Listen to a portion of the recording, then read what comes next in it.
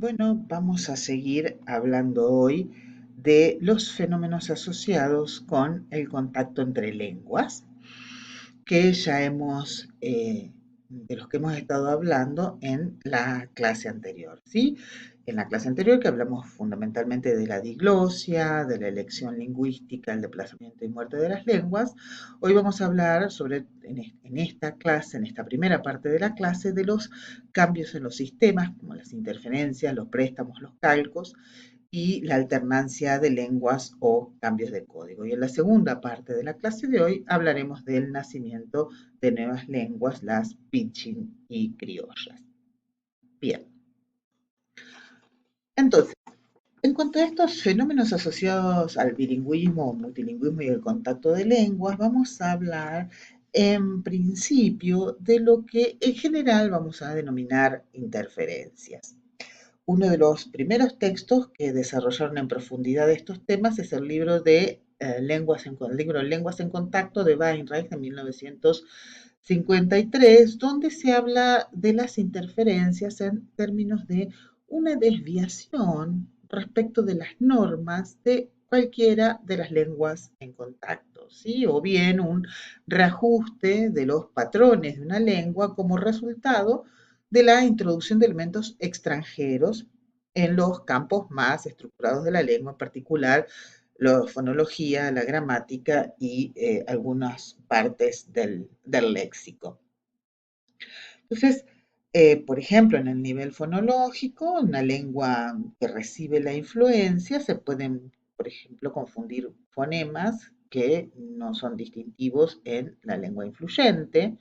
¿Sí? El ejemplo típico puede ser el de los hablantes japoneses de español como segunda lengua, y dado que el japonés no distingue R y de L, cuando un hablante cuya lengua materna es el japonés habla español como segunda lengua, tiene a veces dificultades para distinguir entre R y L, y entonces suele producir errores al pronunciarlas. En el nivel gramatical, por ejemplo, pueden aparecer construcciones agramaticales en la lengua influida por incidencia de la sintaxis de la lengua fuente, que normalmente es la lengua más prestigiosa, o bien un significante de la lengua receptora puede extender o modificar su significado por influencia de un significante similar en la lengua origen del cambio, ¿sí? Como vamos a ver más adelante.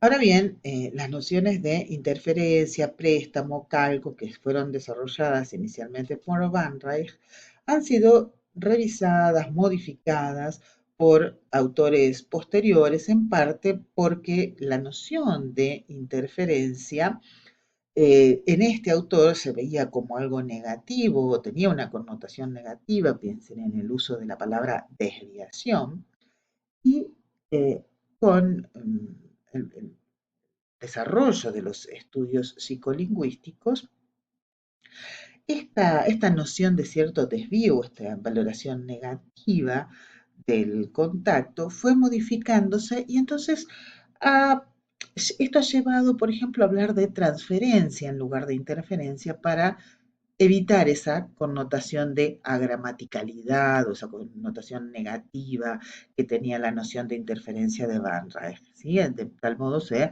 revalorizan los fenómenos derivados del contacto como algo habitual o natural desde un punto de vista sociolingüístico, ¿sí? Entonces se habla más bien de transferencia como uso en una lengua B, la lengua objeto, la lengua que recibe la influencia, de un rasgo característico de la lengua A o la lengua fuente. Normalmente, como decía, la lengua más prestigiosa que produce, influye en la lengua objeto. Y en algunos casos se habla también de convergencia, cuando en realidad se transfieren estructuras gramaticales de una lengua a otra, aunque el resultado de ese proceso no resulte agramatical, ¿sí? Pero se hace como, digamos, más habitual una determinada forma. Eh, por ejemplo, podría ser el caso en que hablantes de inglés y español, por influencia del inglés, tienden a producir mucho más frecuentemente el sujeto de las oraciones, aun cuando en español, en una buena cantidad de los casos, ese sujeto se omite. Bien, en algunos casos se ha mantenido la noción de interferencia igualmente para hablar de los fenómenos aislados, superficiales, transitorios, impredecibles, efectivamente desviados de la norma de una comunidad. Por ejemplo, los errores que puede cometer un extranjero cuando habla una segunda lengua que no domina. Y la noción de transferencia a veces se reserva para aquellos casos más establecidos y extendidos en comunidades bilingües o multilingües. Incluso en estos casos en que la innovación se adapta al sistema de la lengua objeto, se habla también de integración. Bien, nosotros para tratar de unificar la cantidad de definiciones y revisiones de las definiciones que tienen ustedes en la bibliografía, vamos a hablar en términos generales de interferencias o transferencias sin hacer demasiada distinción. Y vamos a hablar de interferencias o transferencias fonológicas relacionadas, por ejemplo, con la pronunciación de fonemas o con el acento extranjero, morfológicas, que son, por ejemplo, las interferencias que derivan de la adopción por parte de la lengua objeto de morfemas ligados que provienen de la lengua fuente, pero la base es un lexema de la lengua objeto. Por ejemplo, la palabra puenting, donde tenemos la raíz puent de puente y eh, el morfema flexivo ing del inglés. Pero nosotros básicamente nos vamos a detener sobre todo en las interferencias, o nos van a interesar las interferencias sintácticas y gramaticales y las interferencias léxicas que vamos a definir ahora. Entonces, vamos a hablar de interferencia sintáctica y gramatical en los casos en que, como consecuencia del contacto, pueden alterarse algunos aspectos de la gramática de una lengua, así como por ejemplo el orden habitual de los constituyentes, la concordancia o el uso de preposiciones. Y en general el sistema sintáctico es bastante resistente al cambio, pero en casos de contacto frecuente pueden aparecer algunas de estas cuestiones. Vemos aquí, por ejemplo, algunos casos de interferencia por contacto habitual de español con el inglés. ¿Sí? Así tienen, por ejemplo, el primer caso, nos agarramos y un montón de policías vinieron. En este caso, los hablantes monolingües de español preferirían la forma vino un montón de policías, porque en general, con estos verbos presentacionales como aparecer o venir, en- tiende a ser obligatorio el orden verbo-sujeto, ¿sí? Una vez, es decir, estos verbos presentacionales introducen un nuevo referente en el discurso y ese nuevo referente aparece como un sujeto posverbal. En cambio, como en inglés el orden sujeto-verbo es siempre obligatorio por influencia del inglés, aparece el sujeto preverbal. Un montón de policías vinieron. El segundo caso, cortaste tu dedo con el cuchillo, en función del inglés, you cut your finger with a knife, obedece al orden del inglés, aunque el hablante en español preferiría la construcción, por ejemplo, te cortaste el dedo con un cuchillo, con lo que se llama la ascensión del poseedor. Otro caso es el yo era supuesto de hablar con usted, I was supposed to talk to you, a diferencia de los casos anteriores, este es claramente agramatical, eh, en español monolingüe, y nosotros diríamos algo como se suponía que yo, o se suponía que hablara con usted. Estos casos son denominados por algunos autores, por ejemplo Silva Corbalán, como calcos léxico-sintácticos. Bien, en cuanto a las interferencias o transferencias léxicas, bueno, vamos a definir así a la existencia, a la interferencia que se produce por la existencia de vocablos de forma similar, es decir, con significante similar y significado diferente en las dos lenguas. Entonces, ante el contacto, la lengua objeto se modifica y el significado asociado a un significante se extiende tomando en cuenta el significado que tiene la palabra similar en la lengua fuente. Algunos ejemplos tienen también del español de Estados Unidos, tienen aquí librería, carpeta, moverse o aplicación, ¿sí? Librería con el significado de biblioteca, por el inglés library, que tiene ese significado. Carpeta como alfombra, por interferencia con el inglés carpet. Moverse en el sentido de mudarse, por eh, la existencia y la interferencia con to move del inglés, y lo mismo, caso similar, con aplicación por application. También tenemos un ejemplo de hablantes hispanos en Alemania que producen expresiones como las que tienen allí. Cuando no llegas demasiado tarde, podremos ir al cine, ¿no? En lugar de si no llegas demasiado tarde, porque la partícula wenn en alemán tiene tanto valor temporal como condicional. Entonces, en lugar de si, se utiliza cuando. Bien, hay ciertos casos especiales de modificaciones en el léxico de la lengua objeto, que son los préstamos y los cálculos. En el caso del préstamo, se llama así aquel vocablo que proviene de la lengua fuente y se integra a la lengua objeto, ya sea por la existencia de un vacío en el léxico de esta lengua objeto, por cuestiones estilísticas, porque su uso se asocia con el conocimiento de una determinada disciplina o bien con el prestigio. Y bueno, los términos estos prestados que se introducen a la lengua objeto pueden tener ninguna adaptación, se consideran extranjerismos, o bien integrarse fonológica, morfológica y sintácticamente a esta lengua receptora. Aquí tienen algunos ejemplos con distinto grado de integración, ¿sí? Por ejemplo, la palabra chofer, que viene del francés chauffeur y que está absolutamente integrada.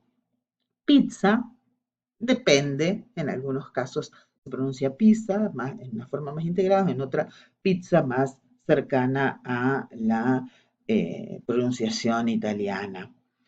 Mouse de la computadora, proveniente del inglés, eso es un préstamo a medias integrado, porque no lo pronunciamos exactamente como en inglés, pero tampoco ortográficamente.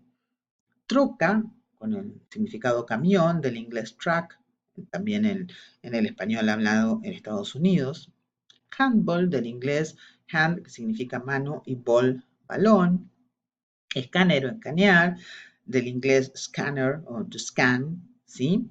Fíjense que en este caso, scanner, si yo lo pronuncio así, está adaptado fonológicamente al español, agregamos esa E inicial porque no podemos empezar una sílaba con sk, con esa secuencia de fonemas, y además allí, como lo escribí en la diapositiva, también está adaptado ortográficamente.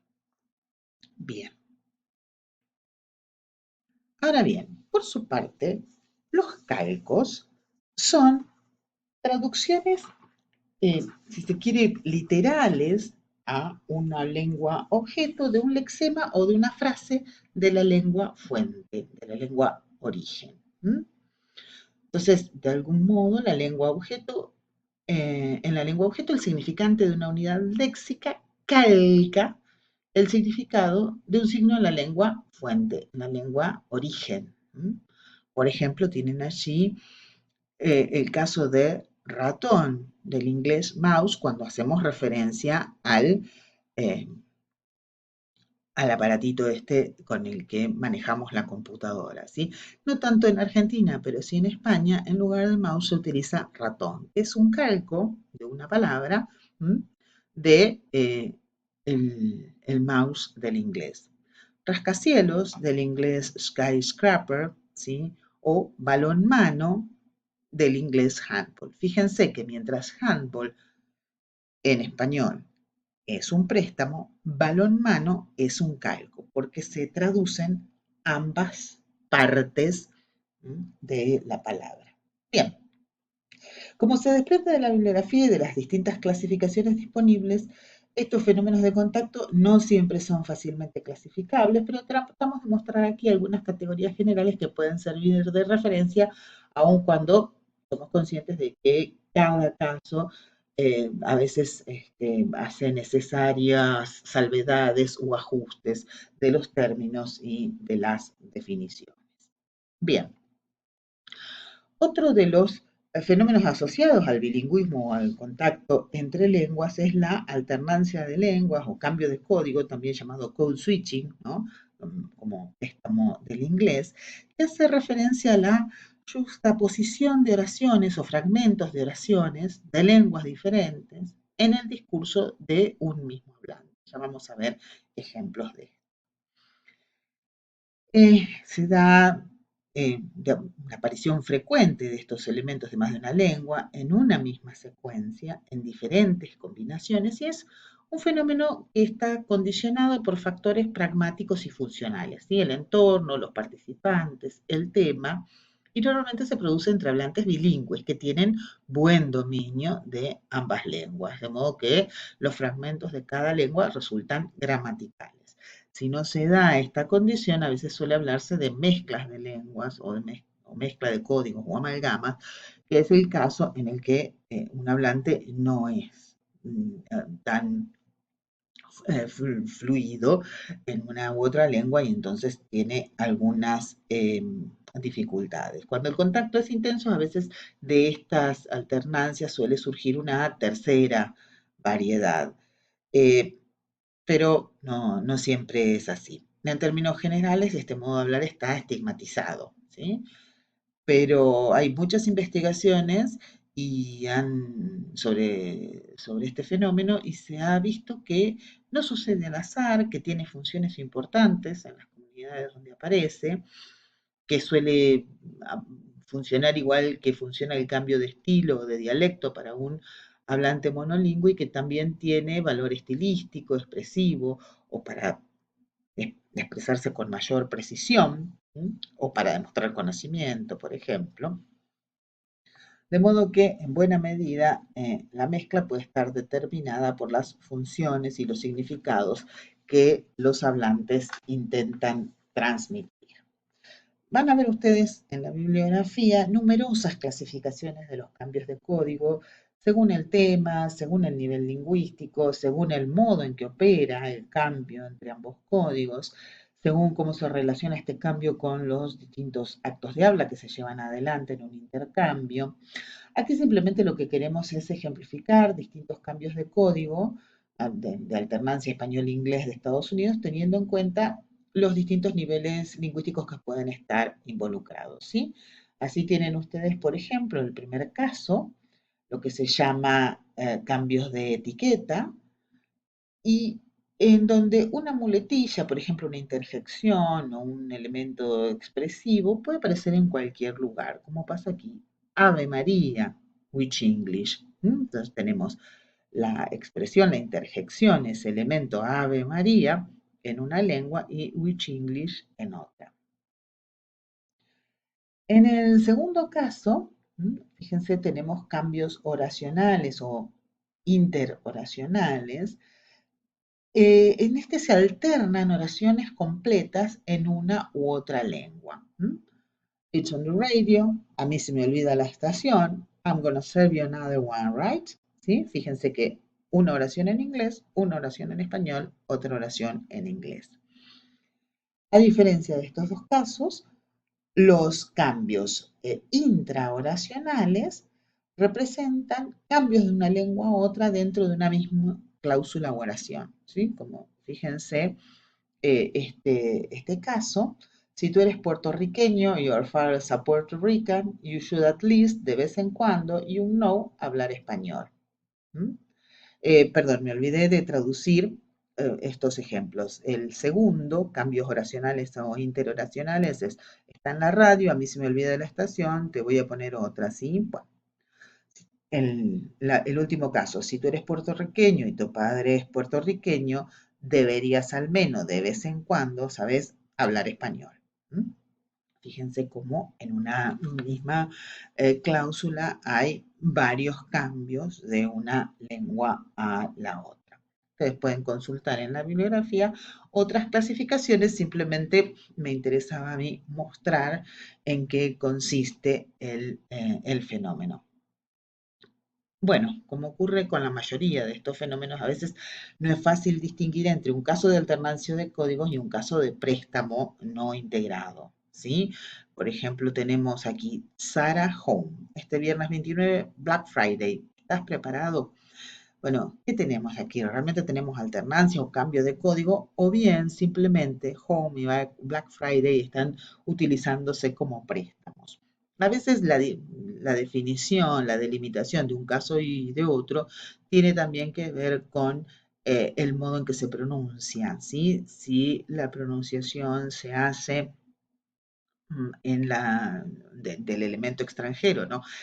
Tal como corresponde a la fonología de la lengua de origen, se puede hablar de alternancia de lengua o cambio de código. Si el préstamo está más integrado, en esos casos normalmente no se habla de cambio de código, sino efectivamente de préstamo integrado. Bueno, ustedes tienen como lectura obligatoria el capítulo 15 del texto de Moreno Fernández para completar este tema.